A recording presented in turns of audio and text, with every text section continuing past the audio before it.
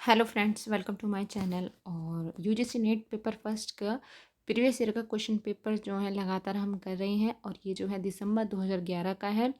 इससे पहले हमने 3 वीडियोस डाल दी हैं जो कि 2010 के दिसंबर जून और अब जो है 2011 के हैं। तो जून का डाल चुके हैं, अब ये दिसंबर का है।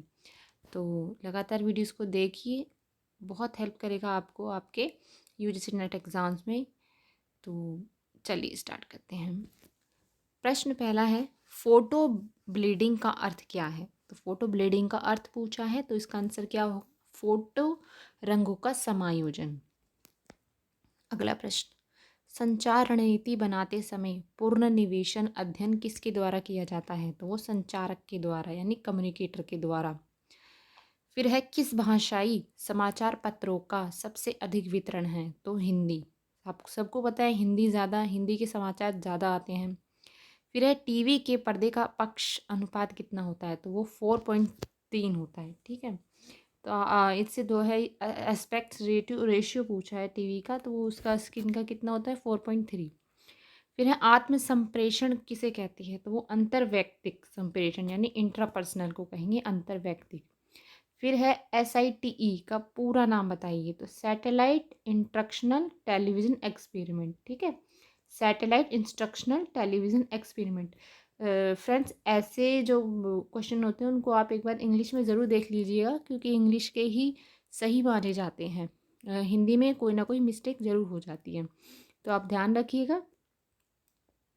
अगला प्रश्न है, इस श्रृंखला में अगली श्रृंखला यानी ये मैथ से रिलेटेड है, तो आप इसे खुद ही सॉल्व कीजिएगा।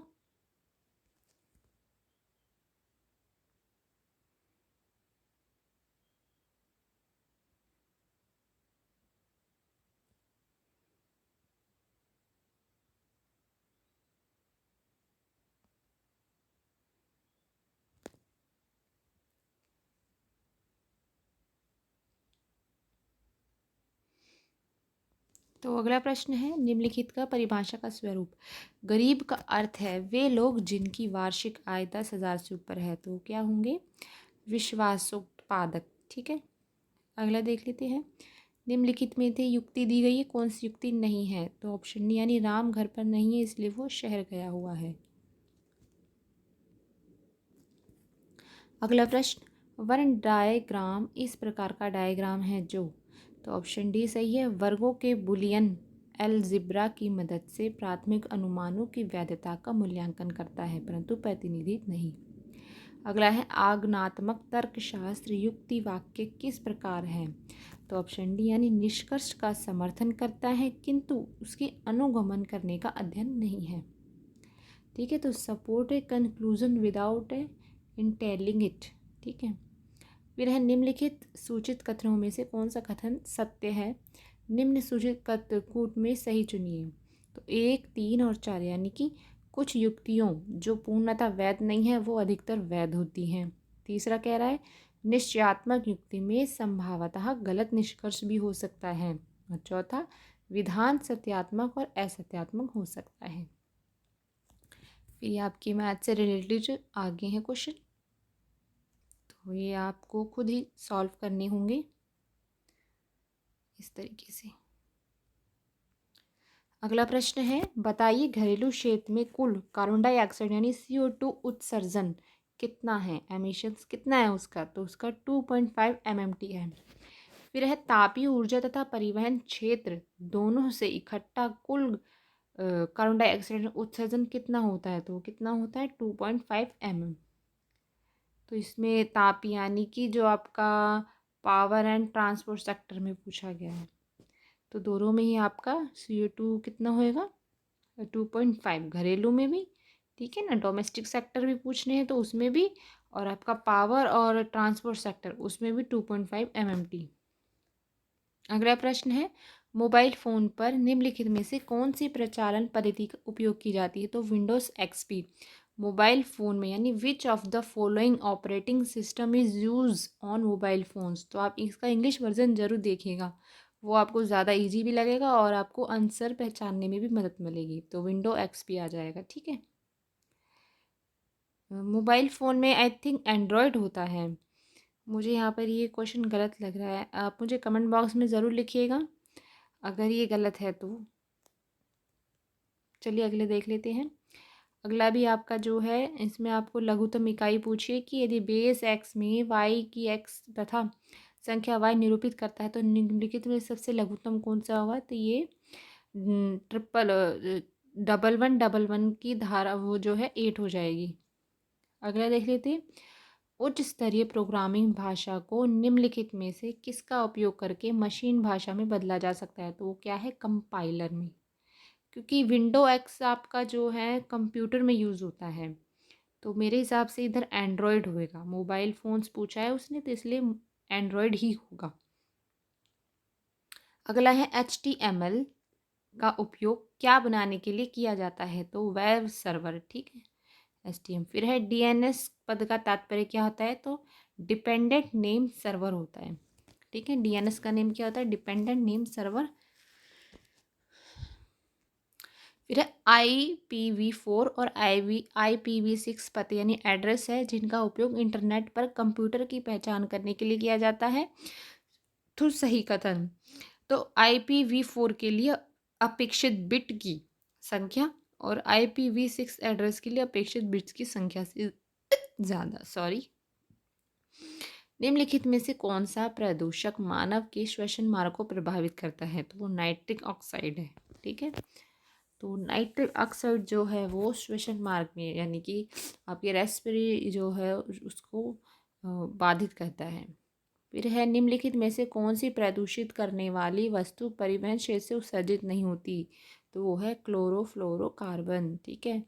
कौन सी प्रदूषित करने वाली वस्तु जो परिवहन क्षेत्र से नहीं निकलती। तो वो आपकी क्लोरोफ्लोरोकार्बन, क्योंकि बाकी जो है आपके आपके ट्रांसपोर्ट सेक्टर से निकलते हैं। फिर है ऊर्जा के निम्नलिखित स्रोतों में से कौन सा भारत में अधिकतम रखता है। तो वो कौन सा है, ओशन थर्मल एनर्जी यानी समुद्री तापीय जल। अगला है मृदा में प्रदूषण का स्रोत निम्न में से कौन सा नहीं है। तो हाइड्रो पावर प्लांट नहीं है, लेकिन परिवहन के क्षेत्र, एग्रीकल्चर और आपका थर्मल पावर से भी जो निकलता है। तो प्रदूषण जो है हाइड्रो पावर से नहीं निकलता।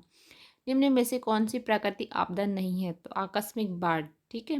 बाकी भूकंप, सुनामी, नाभिकीय दुर्घटनाएं प्राकृतिक। इसमें पूछा है कि कौन सी नहीं है। तो आकस्मिक बाढ़ जो है वो प्राकृतिक नहीं है।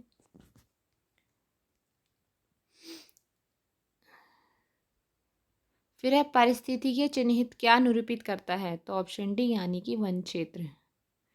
मूल्य शिक्षा का उद्देश्य विद्यार्थी के मन में अंतर्विष्ट करना यानी कि ऑप्शन डी आर्थिक मूल्यों का। फिर है भारत में विश्वविद्यालय अनुदान आयोग के क्षेत्रीय कार्यालयों की संख्या कितनी है। तो 8 है। भारत में 1 रुपये की मुद्रा पर किसके हस्ताक्षर, भारत के राष्ट्रपति। अगला है संवैधानिक रूप से राजनीतिक दलों के पंजीकरण और मान्यता का कार्य निष्पादन निम्न में से किसके द्वारा। तो ऑप्शन डी यानी कि राज्य सरकारों के निर्वाचन विभाग द्वारा। फिर है ग्राम सभा के सदस्य होते हैं सरपंच, उप सरपंच एवं ग्राम स्तरीय कार्यकर्ता। अगला है विद्यार्थियों का सही मूल्यांकन निम्नलिखित पद्धतियों में से किससे किया जाता है। तो वो किससे, कंटिन्यूस एवोल्यूशन यानी सतत मूल्यांकन से। फिर अगला है मान लें कि एक विद्यार्थी अपनी समस्याओं को अपने अध्यापक के साथ बांटना चाहता है और इसके लिए वह अध्यापक के घर जाता है, तो आप क्या करेंगे। तो ऑप्शन डी यानी उसे युक्ति संगत सहायता दें और उसके मनोबल को प्रोत्साहित करेंगे।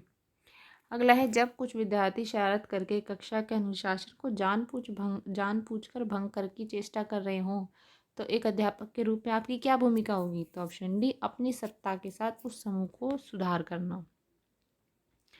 फिर है निम्नलिखित में से कौन सा प्रेक्षित साधन है।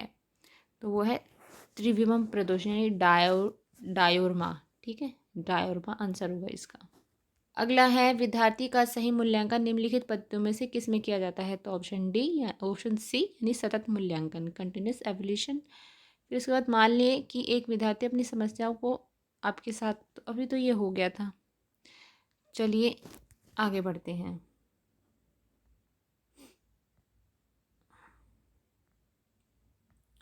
निम्नलिखित में से कौन सा प्रक्षेपित साधन का है। तो वो त्रिविम डायरेसिमा। आपको 47 अध्यापक को प्रश्न पूछने में अनिरुद्ध धारावाही माना जाता है यदि वह निम्नलिखित प्रश्न पूछता है। तो ऑप्शन सी यानी निश्चित समय में प्रश्नों की अधिकतम संख्या। फिर है अध्यापक के लिए निम्नलिखित विशेषताओं में से कौन सी सर्वाधिक अनिवार्य है। तो ऑप्शन ए यानी वह विद्वान व्यक्ति होना चाहिए। फिर है 49 एक प्राकल्पना है, तो वो क्या है, अवंतितार्थ है, ठीक है, सुपोजिशन है वो एक। फिर है 50 मान लें कि आप किसी राष्ट्रीयकृत बैंक की कार्यकारी क्षमता की जांच करना चाहते हैं, तो आप निम्नलिखित में से किस तरीके को अपनाएंगे।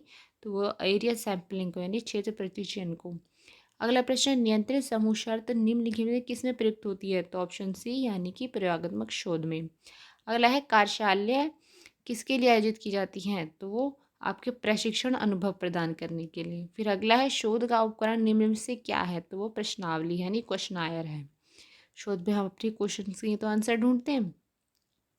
शोध को नैतिक नहीं समझा जाता यदि वह उत्तरदाता की गोपनीयता और अज्ञातता सुनिश्चित नहीं करता है। तो फ्रेंड्स इसके बाद जो है आपका मतलब जो पैराग्राफ है वो है, तो आप इसे पढ़ के इनके आंसर खुद ही लगाइएगा, ठीक है। तो ये देख लीजिए यहाँ पर, तो ध्यान से पढ़कर इसको ज़रूर लगाना क्योंकि आपके पेपर 2 में भी आता है और आपके पेपर 1 में भी पैराग्राफ आता है।